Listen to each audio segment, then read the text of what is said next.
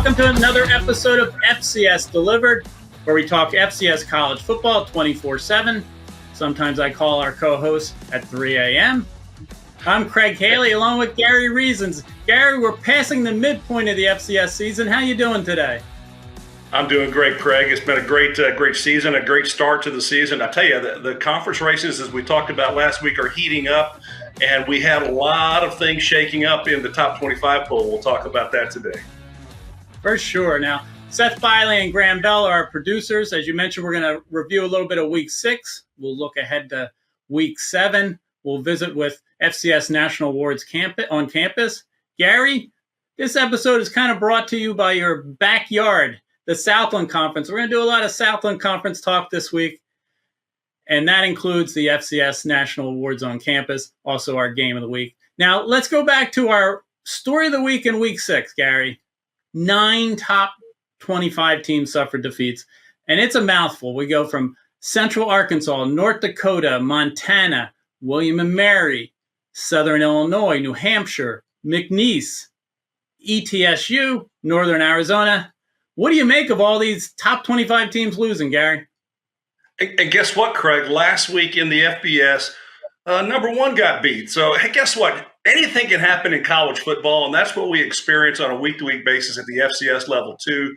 And hey, it's just telling you that most of the country is kind of zeroing in and trying to find ways to get big wins, and that's what happens. And you can elevate your program by defeating one of the top teams in our poll, and getting yourself some momentum for the rest of the season. I love it. I think when we have these races and these teams that are overcoming some adversity and trying to get these wins where they normally wouldn't get wins, I think it does great for this brand of football, and it gets exciting. Conference play. I can hear the excitement in your voice, Gary. Now, one of those conference games last week was our FCS game of the week. North Dakota State 41-17 in a top 10 matchup over North Dakota, their rival. Cam Miller had a big week. He was the Missouri Valley Conference Offensive Player of the Week. He did suffer an ankle injury, but Cole Payton came off the bench and did well himself. So we've talked about the importance of having 2 quarterbacks. The Bison are impressive, Gary. They really are. And, I tell you, Cam Miller, the quarterback, he's definitely the guy that makes that machine run, for the Bison. So there's no doubt about that he is their leader. But when you have Cole Payton, you've got kind of a bag of tricks there. He's a young, versatile player. He's a quarterback who can do a lot of things. They've used him at running back, wide receiver this season, tight end. He's even been on special teams a little bit. So he might be taking the equipment off the bus too. You don't know, but Cole Payton gives them a good 1-2 punch, and they really don't lose a whole lot when he's on the field. Well, if we're talking North Dakota State, we're also talking South Dakota State. Number 1 in our poll, 41-3 over Northern Iowa. Mark Gronowski on target with 3 TD passes, their 18th straight Valley win. This could be leading up to next week, October 19th, number 1 versus number 2. They have to get past a couple teams this week. South Dakota State plays Youngstown State. North Dakota State is at Southern Illinois. Are we going to get this number 1 versus number 2 matchup next week?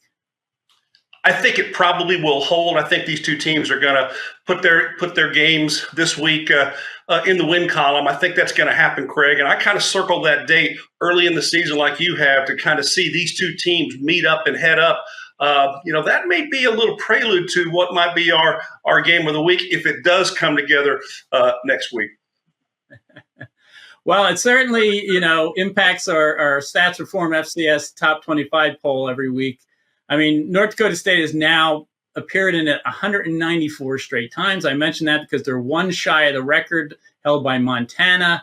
It's inevitable that they're going to tie it a week from now. 1, 2, 3, South Dakota State, North Dakota State, and Montana State. That's been the order since Labor Day. It could be some changes soon, but that's just, a standout top 3 in the poll. South Dakota number 4 as well. Other impacts on the poll this week. Abilene Christian, they had a big win over Central Arkansas, 41-34. They moved up 6 spots to number 10. We also had our first HBCU program in the poll for this season. North Carolina Central moved in at 25. The first team outside the poll, though, is another HBCU, Florida A&M. I know that the Rattlers have always impressed you. In fact, that might even be your favorite nickname, Gary, in the FCS. I like the Rattlers. You get that little hiss, you get that snake, and I like what they do. We went there already this season there to talk to Daniel Richardson and give him an award for to start the season. But I think they have some depth there, and I've got some good tools to go there. And they're a quality football team, so they're just outside of the poll, about to pop in there. If they get another win or two, they're definitely going to move into the poll, I would think, Craig. And that sets the table for that part of the conference race in the South.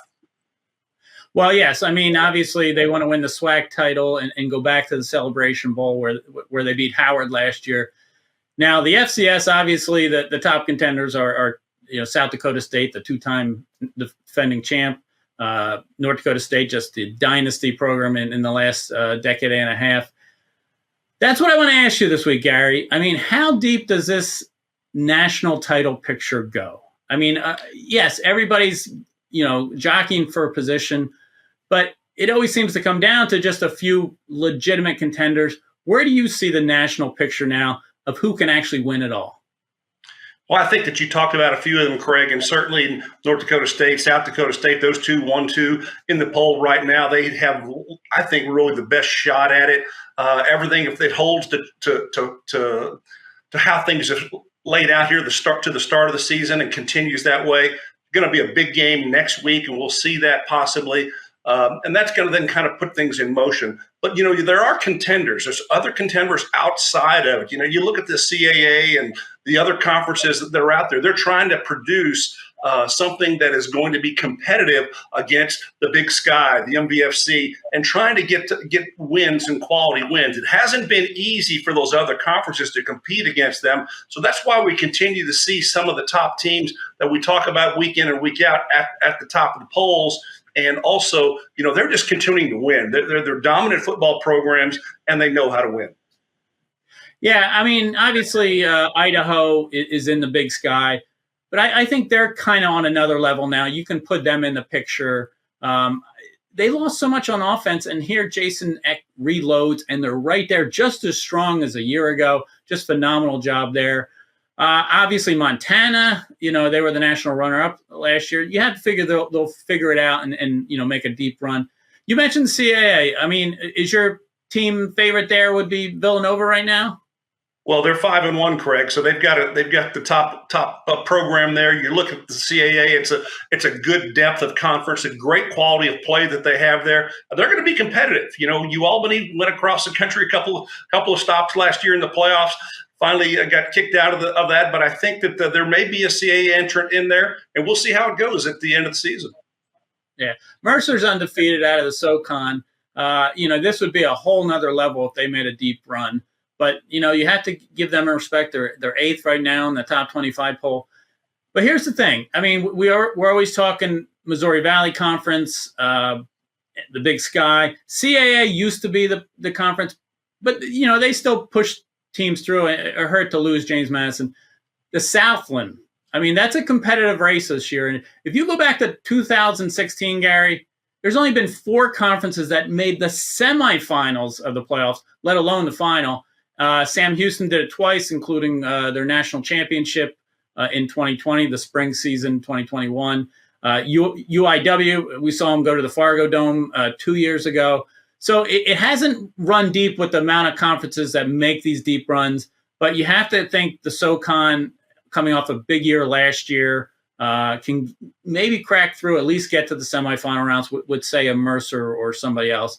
But the Southland, Gary, I'm impressed by the competitive of that race. Maybe one of those teams really takes it to another level. Who do you like in the Southland?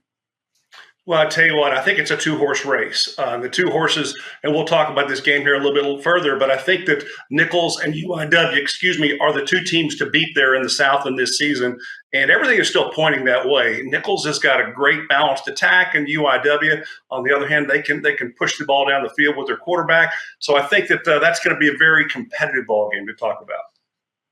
Yeah, I mean, that's the game, as you point out, in the Southland. I mean, it's little bit of a grudge match for UIW after not making the playoffs last year, and that game kind of might be the reason losing to Nicholls. So we're going to take a break from FCS Delivered, Gary, and when we come back, we're going to find out where you were this week with FCS National Awards on campus.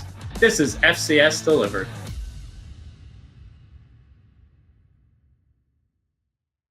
Bring rings to beach wedding. FedEx presents Tall Tales of True Deliveries.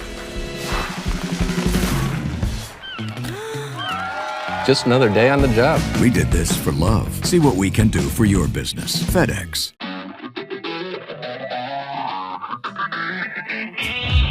Welcome back to FCS Delivered. Gary Reasons and myself, Craig Haley. Segment 2, we always talk FCS National Awards on campus. Each Monday on TheAnalyst.com, we have 7 weekly award winners, 5 overall that we've been doing for a few years. Also, Urban Edge Network's HBCU Plus streaming service. This year we have an HBCU Player and Team of the Week. Gary, you go out each week and visit a campus. Where and who did you visit this week? Well, we made our first Southland Conference visit of the season. We went down to Houston Christian, a young team, very early team. It's an emerging program, and we went down to honor their place kicker because he had a monster game. So it was a fun trip down to Dallas. I left Dallas, Texas, and went down to Houston. And I tell you, this is a pretty unique campus because it is in southwest side of Houston, and it's kind of in a niche community. So you know anything about the Houston area, it's big and everywhere, but this is a niche community that loves this little program there. It's a great university, and the football program 5 or 6 years ago, it really didn't hardly exist. This year, this is a great time for them to come around. They've got a new head coach named Jason Bachtel, and he told his team this week that they won one they weren't supposed to a week ago. They ran for over 400 yards on the ground against McNeese last week. They're built right, Craig. I think this team is a team that can surprise some teams again this season. Don't be surprised if you see this Houston Christian team getting an unexpected win against a contender potentially. And their kicker, Dylan Fedor, who we awarded, really came in big, and he had a great ball game, had 5 field goals, 4 PATs, 19 total points. That was great. So I love being able to surprise and award these kickers because they really mean so much to the team, and they're a big, vibrant part of the team, and that's exactly what happened. So on behalf of Stats Perform and our partners FedEx and Urban Edge Network, I'd like to present Dylan Fedor as our National Special Teams Player of the Week. Let's hear it.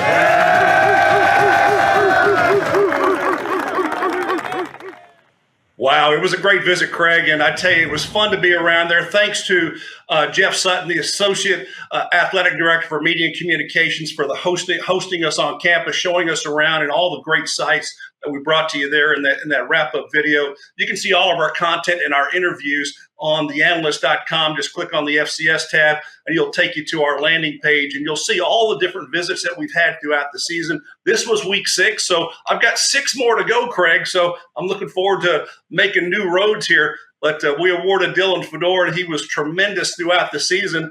And you just look at all the content there that you can find ways to look at all these things. We have all these interviews that we do. It's a great way to find what's going on around the country across the FCS, and I love doing it. You could just see the energy of the players in that video, Gary. It's fun to see.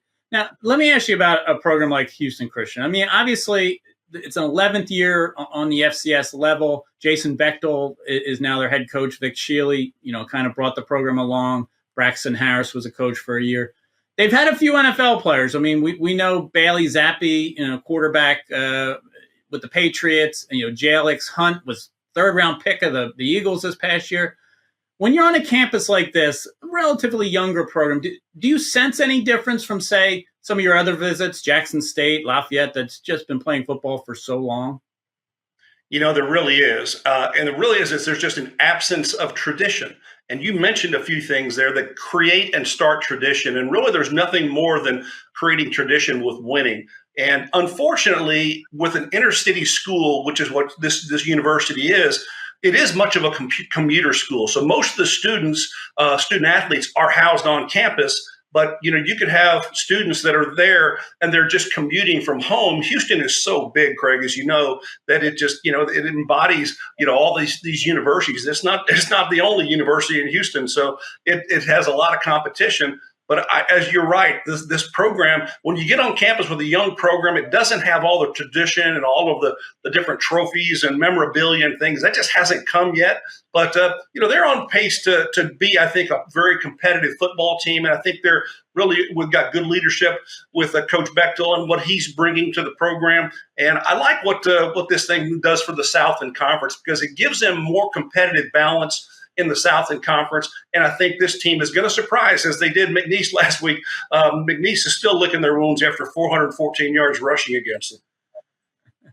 Well, I know you feel a kinship to Dylan Fedora because you were a special teams guru in your day with the Giants. So he was our special teams player of the week. I mean, our other award winners this week, Richie Munoz, the quarterback at Weber State, was the National Offensive Player of the Week. Ty Niekamp of Illinois State was the Defensive Player of the Week. David Avit was the Villanova running back, the Freshman of the Week.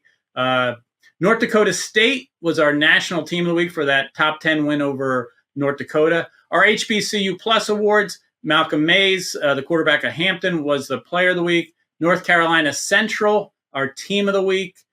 Just great week all around for FCS award winners, and that includes, of course, Dylan Fedora, the place kicker at Houston Christian. We're going to take a timeout, a break from our FCS Delivered, and when we come back, we're going to have our Pick'em segment.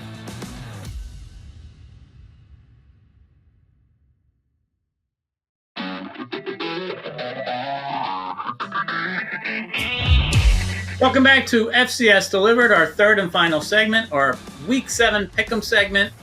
Gary and I go around the nation. We start with our game of the week. Gary, it's back in the Southland Conference. Nicholls, the defending champ at number 15 UIW. Those have been the top two teams in recent years. They're playing for, perhaps the conference title again this week, 7 p.m. Eastern on Saturday in San Antonio, ESPN+. What do you think of these teams? They're a little tested in non-conference this year. Well, clearly, this is the game of the week in the Southland Conference, and Nicholls is really, I think, the team that's going to get this W, and here's why. They are a powerful running football team, and they take care of business, and they play smash-mouth defense. They only allowed 69.2 yards rushing per game, so it's a great defensive team that coaches put together down there. And I tell you what, if you take a look at Nicholls, it is something that I think that they have a blended system on how they run the football. They don't pass the ball tremendously or a lot. They don't ask their quarterback to win games. They want to just hit you in the mouth. And that's what I see what the Colonels doing again this season. And I think UIW is a good football team, but I'm not sure they can withstand that pressure, Craig. I've got the Colonels in this one here. Well, I'll counter the smash mouth with Zach Calzada passing the ball for UIW. I tell you, since 2021, UIW is 19-1 inside their Benson Stadium. That one loss was last year to Nicholls, and UIW led 10-0 after the first quarter. A little bit of revenge. I think Nicholls can certainly do it again, but this is their fifth road game out of 6 to start the year. I'm going to say maybe that catches up to them. I'm going to give UIW in this one, but certainly a great game of the week. Now, we actually have a top 10 matchup again this week. Number 7, Idaho at Montana State. Montana State's number 3 and undefeated at 6-0. Who do you like here? I've got to go with the home team. I tell you, Montana State, don't go against these guys because they're up at the top of the polls for a reason. I think they're powerful and they're strong. Smash mouth is the word here because Montana State has to get it done on the ground, and they usually do. Idaho's tremendous against the run this year, number 8 rush defense in the FCS. You got to give them a shot, but I'm going to go Montana State, at home where they're awful tough. Now, there's plenty of games in the Ivy League. Dartmouth at Yale. That's 2 of last year's champions, along with Harvard. Who do you like here? Well, Craig, I'm going to go with Dartmouth. I think they've been a balanced attack all season long. They get 200 yards a game on the ground or passing the ball. Either way, it's kind of a real balanced attack. And I think they're also doubling up their opponents on the scoring side. So I'm going to take the big green here, 3-0 coming into this game. They're going to be 4-0 once they leave. They're one of 4 undefeated teams left in the FCS. They were impressive last week against Penn. I'm going to go Yale, though, at home. I'll say they get it done. Now, here's another game that could have been a game of the week. Butler at Drake. Butler's 5-0, one of those 4 undefeated teams. Drake has won 13 straight conference games in the Pioneer League. You visited them last year. Who are you picking here? Well, I love Drake, but, I'll tell you what, Butler is confident. They come in here, as you said, 5-0. And really the only close game that they had was against Murray State, and that was a road win for them, 19-17 that they took that from one. And guess what, Craig? I know a Bulldog is going to win this one. You got the mascots. You got Butler Blue, going against Griff 2. So I think I'm going to take Bulldog for Drake. And you know what? I have to go with Butler. It has got to, unfortunately, against the Drake guys that I visited a year ago, I think that Butler takes this one. It's just in the cards, I think. So what you're saying is I just said Butler or Bulldogs are my pick. I can't go wrong, but I'll go Drake at home just because I think defending champ, they've played a little bit of a tougher schedule. Now, we were looking ahead to 1 versus 2 next week, whether it happens with South Dakota State at North Dakota State. North Dakota State has to get past Southern Illinois, which is going the opposite direction with their schedule, which is among the toughest in the nation. Can the Salukis get it done? Unfortunately, no, Craig. This is one that's not going to even be close. I think that North Dakota State is just going to take care of business and take care of business early here. But this is going to be a competitive game, but it's going to be one that North Dakota State just runs away with it. I love how we talk programs, and then it turns out your FCS National Awards on campus. You've been there, the last couple of years. There's so many terrific programs. I'm going to go North Dakota State as well. I think they're taking it to another level here right now. Alcorn State at Grambling State in the SWAC. Alcorn State's atop the West Division at 2-0. This is a big road game for them at Grambling. Who do you like in this one?